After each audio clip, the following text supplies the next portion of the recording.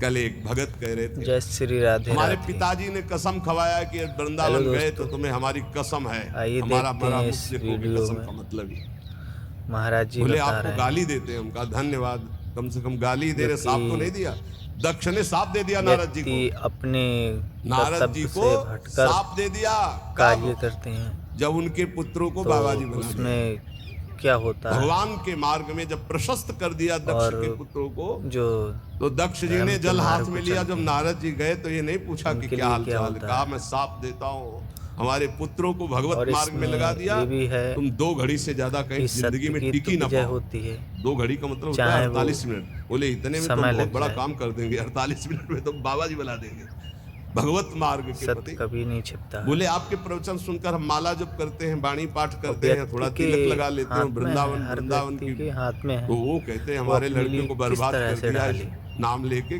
बात सही है, जो जैसा चाहे वो वैसा बना अपनी सकता है श्वासों को व्यर्थ में अपने लिए। बर्बाद करते हैं, शराब पीते ये हैं, नहीं कि मांस मेरी खाते ये हैं, आदत व्यभिचार हो गई, करते हैं, गंदे ऐसा आचरण कुछ में नहीं। चलते हैं। जैसा क्या बनाओगे वैसे बन जाओ। कैसे माता पिता हैं इस बात आइए के लिए देखते हैं राजी इस हैं कि वीडियो मेरा बेटा नरक महाराज जाए? जी के लिए।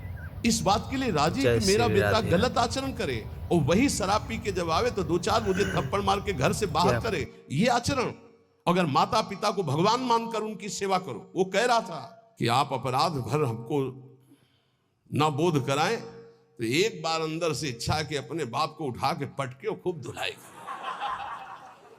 तो हम कहा अगर हमें मित्र मानते हो तो एक शब्द भी कटु मत बोलना।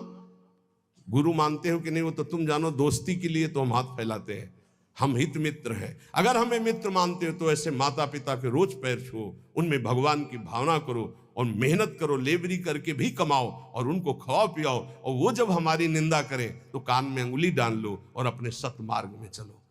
बड़ा विचित्र समय है।